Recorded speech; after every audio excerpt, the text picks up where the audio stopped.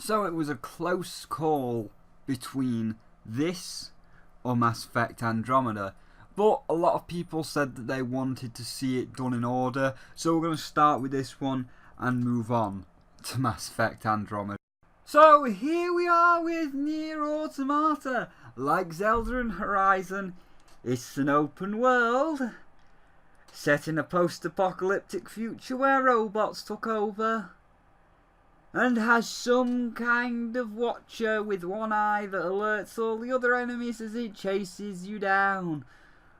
Oh, sweet Luna, please save me. We still have another 2 of these to do. We have a 4th and 5th open world to do. I'm open worlded out. Just stop, AAA. Just stop. Too many is not a good idea, especially as they just glorify sandboxes. Giant worlds of cardboard. Like, I'm going to be real with you all for a second now. Nier is one of the better of the 5. Fucking 5. As it's a lot smaller. But, like Horizon Zero Dawn, I don't remember a single NPC outside the main characters, as it's just nebulous content to fill the open world, and it's not good. Huge worlds of cardboard are far less engaging than small worlds of care that feel alive. So, Nier Automata is a sequel to Nier and another game before Nier called Dragon Guard or something. I've not played it. Created by those darlings at Platinum Games. So it's one of 2 things. It's either an amazing cake of kittens and rainbows like Bayonetta, or a shit sandwich made of shit like Star Fox Zero.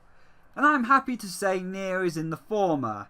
For the most part. Not the greatest, as we'll go over, but it's definitely in the good camp. First off, the usual, that being the graphics and the music. Like Bayonetta, both are beyond amazing depending on your preference. The graphics are realistic, like Horizon, but with a slightly washed out palette and as lineless as possible, to make it almost look lineless, which is a lovely style and certainly reminds me of other games done in this style like ICO or ICO and Shadow of the Colossus. The music, like Bayonetta, is fucking amazing.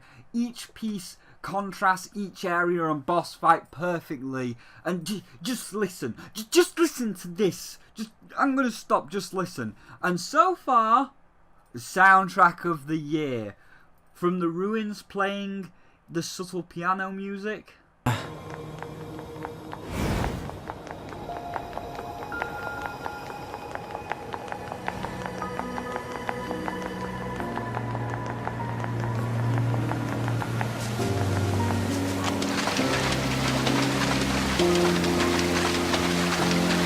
To the more western guitars of the desert.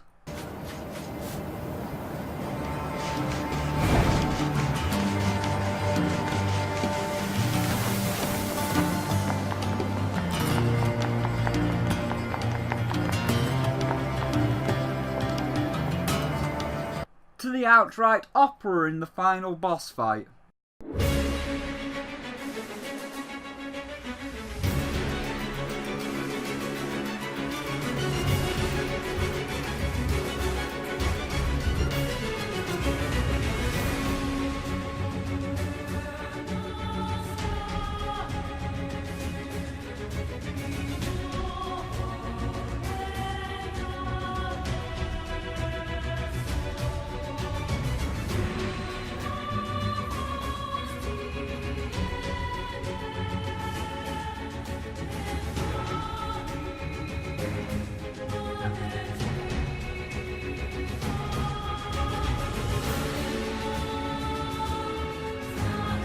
Or, you know, the end of the world if you decide to skip the boss fight and break out the barriers and go there instead.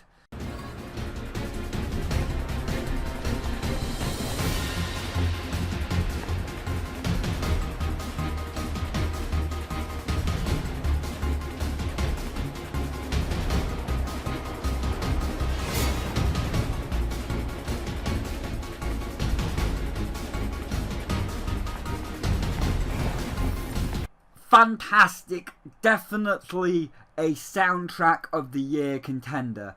Oh, and this dude with the opera music? Yeah, this is the final boss fight. Well, for ending A.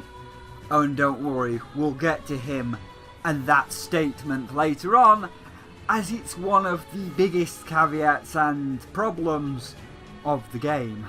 For now though, let's talk story and gameplay. As for the story, well... When looking at his work, you can tell that Yoko Taro is no stranger to convoluted stories. This really shines through in the Drakengard and Nier series. Although you don't have to play any of the previous games in order to enjoy the story that'll be presented in Nier Automata, there is an underlying story that connects the games together. However, it's not really explained in-game, which can make it a bit hard to piece it all together. Which is why I decided to make this video trying to explain what ties the series together. Although events in the game's story have been canonically recorded ever since Year 1 and the birth of Christ, the real story begins in 856. A giant earthquake shakes the Iberian Peninsula and lots of weird occurrences happen throughout the entire world, including a giant metropolis rising seemingly out of nowhere in just one night. This incident shakes the entire world around and is dubbed the Great Disaster. The event brought both powerful dragons and otherworldly beings known as Watchers to the world. It also caused the multiple world divergence phenomenon, which is a phenomenon that occurs when a chosen group of sentient beings come together, which in turn then causes a timeline to split. Oh god, no!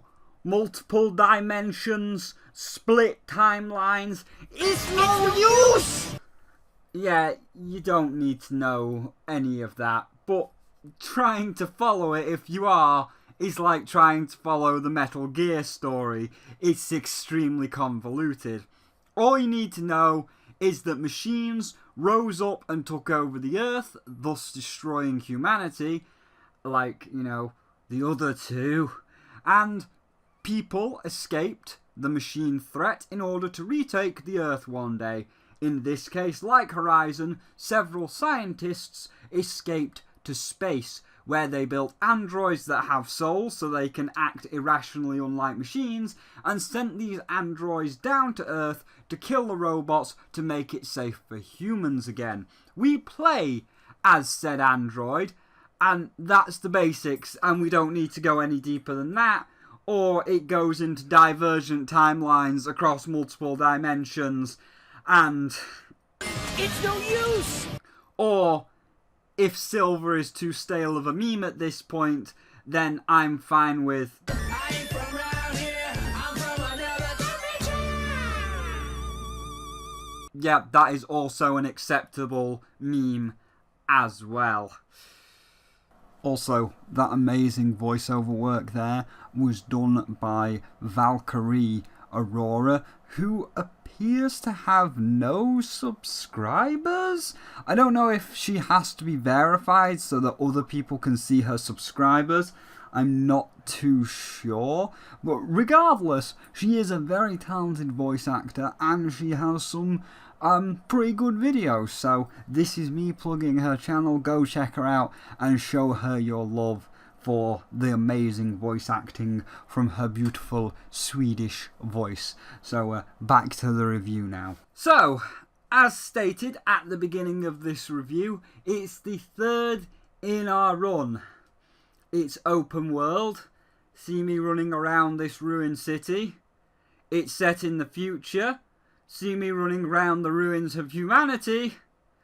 And it's got robots who took over. See me killing this robot who took over.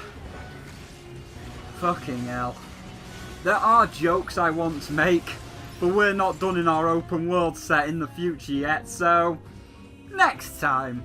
The combat itself is nice and satisfying with an array of Bayonetta style combos you can unlock across the course of the game to help you deal with them pesky robots.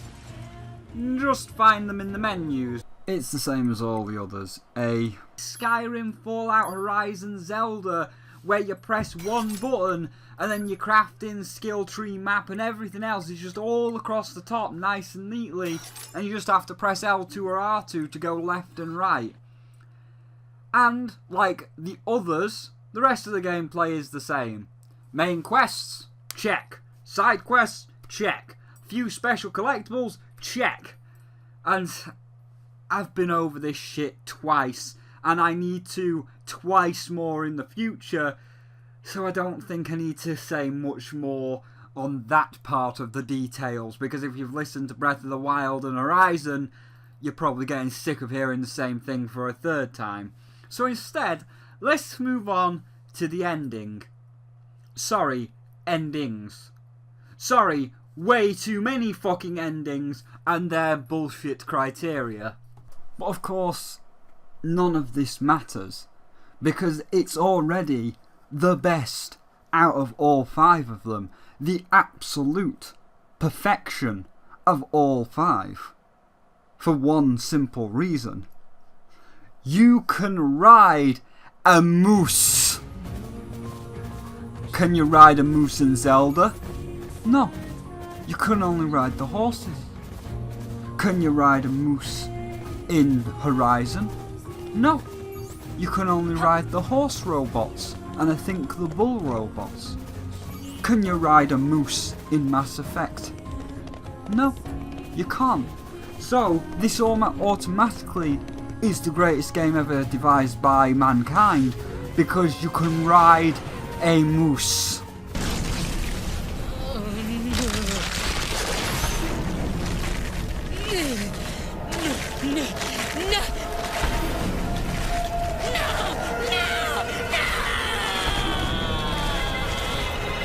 So remember this guy? Yeah, he's the final boss of Timeline A. And the game has 5 timelines, with several points in time that are in flux. 21, to be precise. Now this holds some really good and really bad connotations. The good/bad things. It's time for another good idea, bad idea. Good idea. I do kind of like the idea of the timeline ending thing once or twice. That being, once you beat the final boss, you have the option of starting timeline B with a second character. Kind of a successor, if you will. It kind of reminds me of Rogue Legacy, in a way. When one hero dies or finishes the quest, your successor takes over with some different gameplay styles to make it kinda like 2 games in 1. Also, hi, it's me again, post Spyro, because you know, I've beaten this game 5 different times, and this review was recorded across 5 different playthroughs.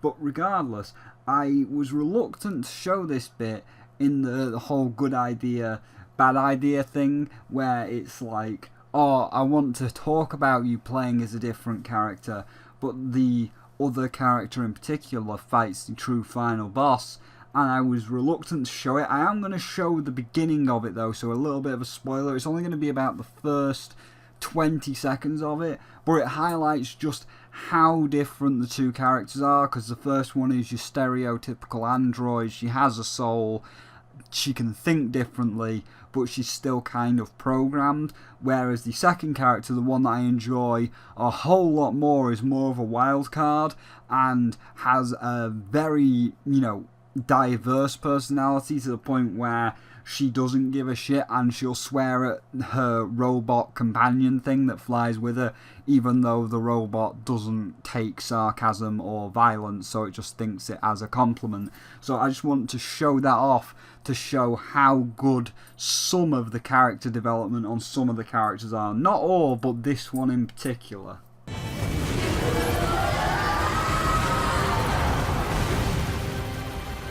Okay, this is not good. Alert. Magical weapons from the old world detected. Magical elements have a high probability of penetrating all defense systems. Proposal. Evade. It's not that easy, you dumbass. Elemental output of magical weapons has increased. This is batshit.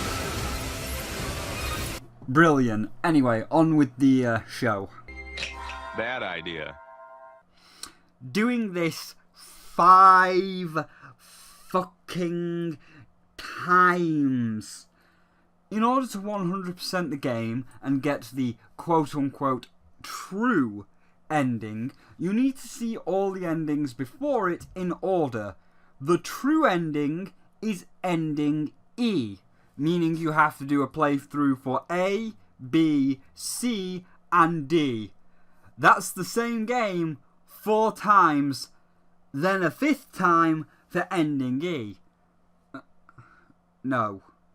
Just no. Twice was enough. 3 times if we're being generous. Not 5. Good idea. The alternate timeline endings. Throughout the game, there are several points where the timeline is in flux, and you can make a decision that will give you a game over with a funny ending. You do get reset back to the choice, it was just funny to see how the alternate joke ending would play out. Best way to, give you an example here, or what it would be a good reference to if you've never played this game, which I'm assuming you haven't if you're watching the review, is an older game of Rayman 2. In the Cave of Bad Dreams, where you are given the choice by the Guardian to take the gold or leave the gold, and if you take it, Rayman becomes fat and alone on that island because of his selfish greed.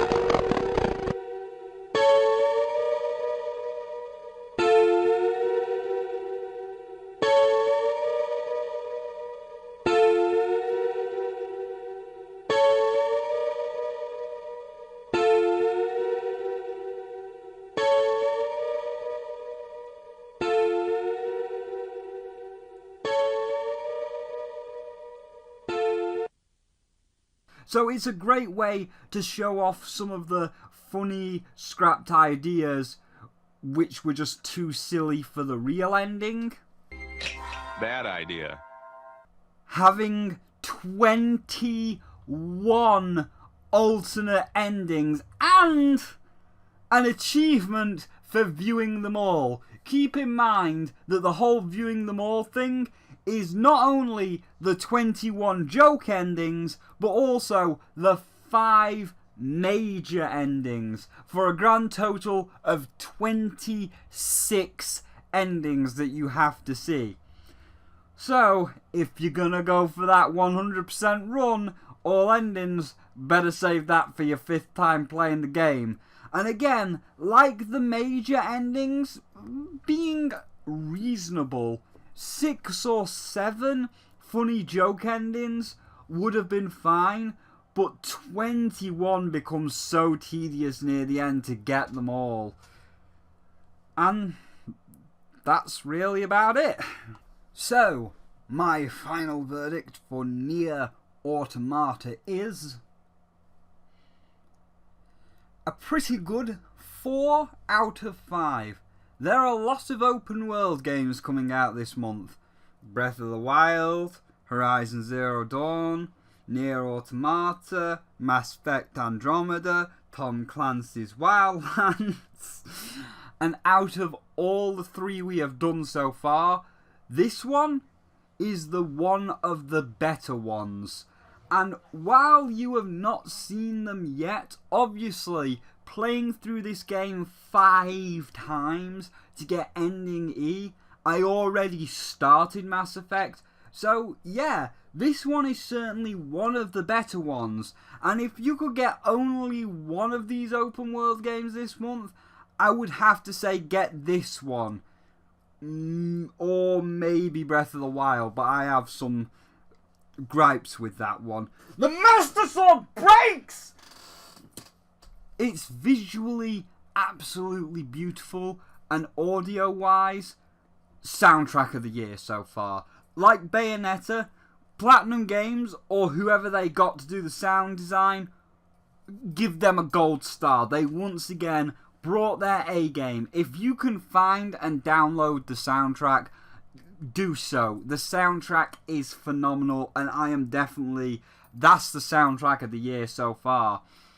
And while it has a bit of a messy menu and some obscene story, the gameplay is still very flowing and fun, and giving you different characters along the way keeps the gameplay fresh somewhat. However, the obtuse story with the divergent timelines and dimensions might start losing players after a while, and while it's fun to try a different character once or twice, it will start to drag with endings D and E, as you've already beat the game 3 times for A, B and C. But overall, it's great, and Platinum did it again. Oh, and just a quick added bit before the end, because I forgot to mention it in the rest of the review in the final verdict, which I just recorded.